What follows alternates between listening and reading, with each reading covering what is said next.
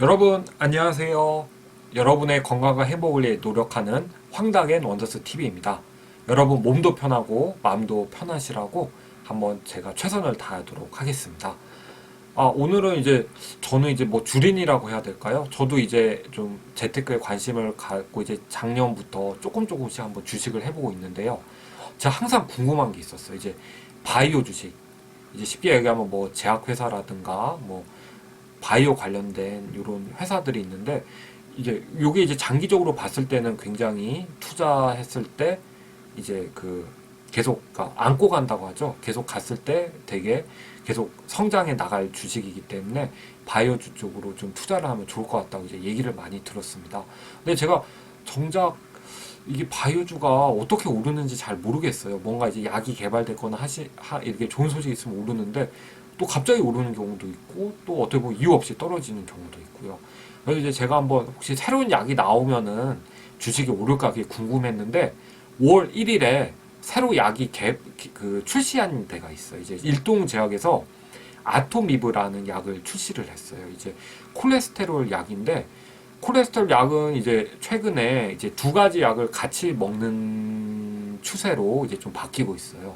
이제 스타틴이라고 해서 가장 이제 1차적으로 많이 쓰이고 오래 쓰였던 약인데 이제 콜레스테롤 수치를 좀 줄여주고 콜레스테롤이 높을 때 생길 수 있는 이제 뇌혈관 질환이나 심장혈관 질환을 막아주고 그러니까 쉽게 얘기하면 혈관을 깨끗하게 한다? 뭐 이렇게까지 표현을 하는데 혈관을 좋게 하는 그런 효과가 있는 약이었어요. 근데 이제 이거를 고용량으로 쓸 때 좀 부작용이나 이런 게 생기지 않을까 좀 걱정을 했었는데 에제티미브라고 또 새로운 약 성분이 또 생겼어요. 그래서 스타틴과 에제티미브라는 약을 같이 쓰게 되면은 용량을 많이 안 써도 콜레스테롤을 많이 낮출 수 있기 때문에 어떻게 보면 이제 부작용을 적게 하면서 효과는 충분히 얻을 수 있다 해서 이제 이 두 가지 약을 같이 쓰는 추세로 좀 많이 나가고 있어요. 근데 이제 두 가지 약을 각각 먹으면 알 개수가 많으니까 이제 알 개수를 줄이기 위해서 두 가지 약을 섞은 복합제를 이제 먹는 거를 좀 권장하고 있어요. 이제 그래서 이렇게 약이 좀 개발이 됐는데 일동제약에서 아토미브라고 해서 이제 스타틴이나 에제티미브라는 약을 섞은 약을 이제 다시 출시를 했어요.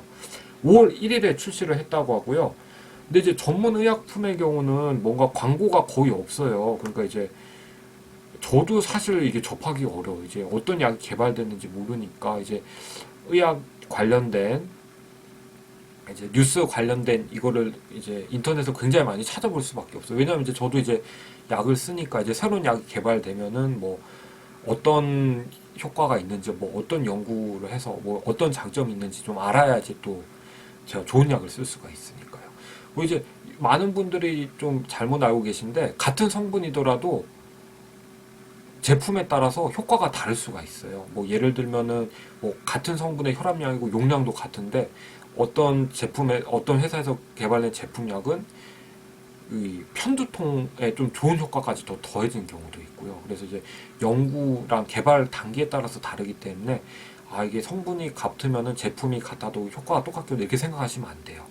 약간씩 다를 수가 있어요. 그래서 이제 저는 이제 똑같은 성분의 약인데 이제 다른 회사에서 제품이 개발됐어도 이제 뭐 어떤 게 장점인지 좀 알아보고 좀 공부해보고 혹시 좀 도움이 되면은 좀 써볼까 이렇게 좀 고민을 해봅니다.